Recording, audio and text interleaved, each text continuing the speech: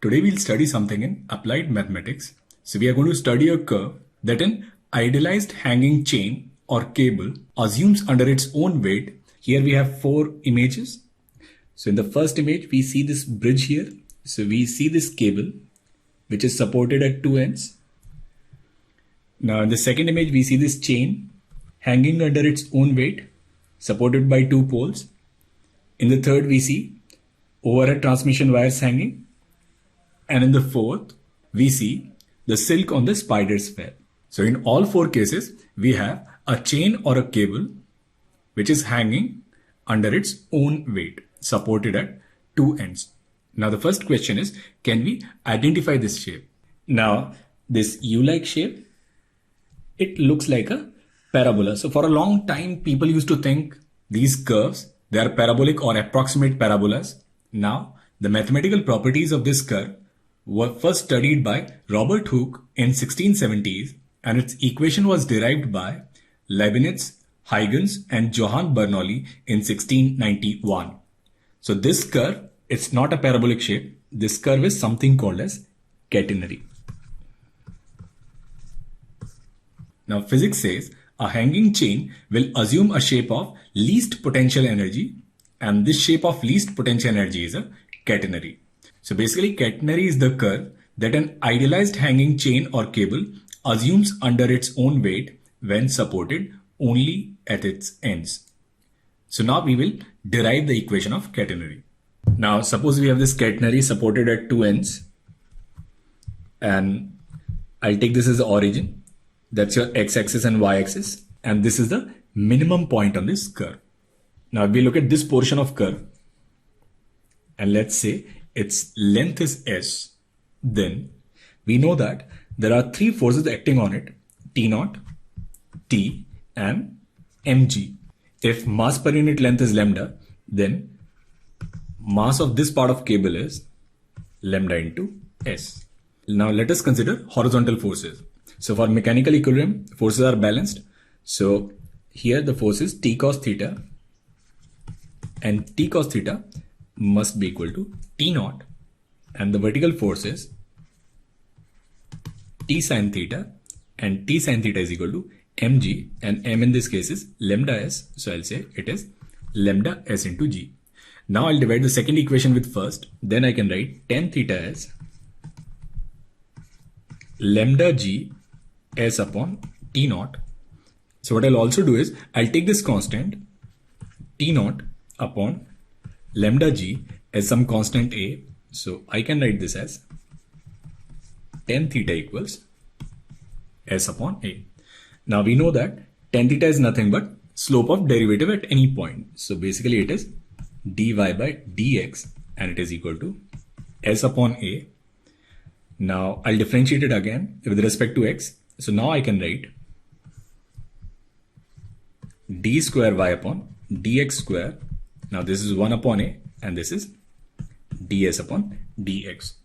Now we also know that ds is equal to under root of dx square plus dy square.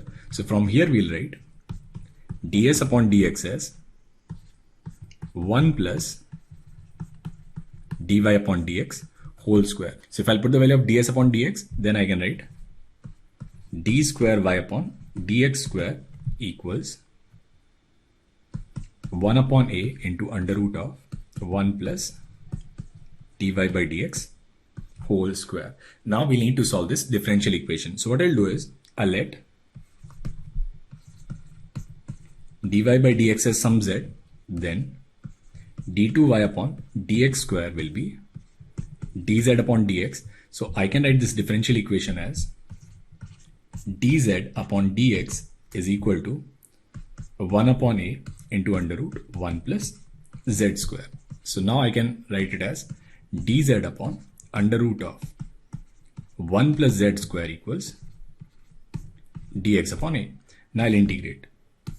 So if I'll integrate this left hand side, so its integral function is hyperbolic sine inverse of z, and this is x upon a plus c. So I can also write it as z equals hyperbolic sine x upon a plus c, and z here is dy by dx. So I can write it as dy by dx equals hyperbolic sine x upon a plus c. Now we know that when x is 0, dy by dx is 0. So when x is 0, dy by dx is 0. So it implies the value of c is 0. So from here we'll write dy by dx is equal to hyperbolic sine x upon a. Now we can write it as dy equals hyperbolic sine x upon a into dx. Now we'll integrate. So we'll write y equals, now integration of hyperbolic sine x is hyperbolic cos x. So it is cos hyperbolic x upon a, and then 1 upon a plus c. So I'll write this as y equals a cos hyperbolic x upon a and then plus c. Now we have taken this as origin. So we know that when x is 0, y is a. So when x is 0, so this is a, and hyperbolic cos 0 is 1, and then plus c, it implies value of c is 0. So from here, we'll write this equation as y equals a cos hyperbolic x upon a, and this equation is called as equation of Catenary. So this shape of hanging wire or hanging cable is not a parabola, but this curve, which is called as Catenary curve. We can also write it as a, and we know that cos hyperbolic x is e to the power x plus e to the power minus x by 2. So I can also write it as e to the power x upon a plus e to the power minus x upon a divided by 2. So while solving problems in Catenary, we need two things. First is equation of Catenary itself, which we know, which is y equals a cos h x upon a.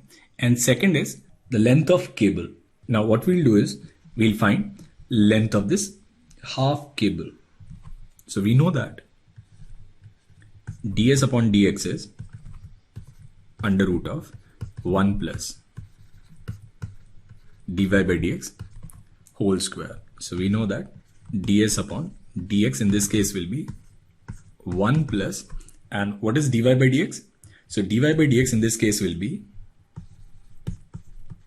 so this is a, now derivative of hyperbolic cos is hyperbolic sine x upon a, and then derivative of x upon a is 1 upon a. So it is simply hyperbolic sine x upon a square. Now we know this identity that hyperbolic cos x whole square minus hyperbolic sine x whole square is equal to 1.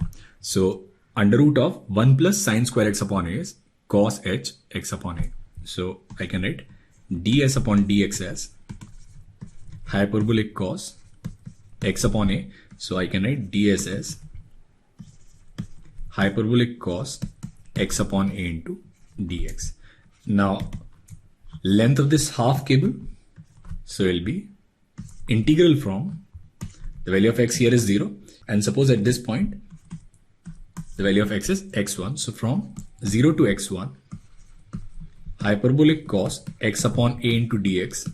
So integral of hyperbolic cos x upon a is hyperbolic sine x upon a and 1 upon a from 0 to x1. So from here we'll write length of this half cable will be a hyperbolic sine x1 upon a.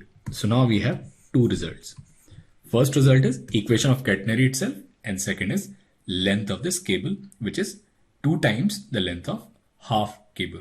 So in Catenary, basically we need two things. First is its equation, and which is y equals a hyperbolic cos x upon a, or y equals a e to the power x upon a plus e to the power minus x upon a divided by 2, and second is length of this half cable, which is s, and this s is a hyperbolic sine x1 upon a where x1 is x coordinate of one of the ends.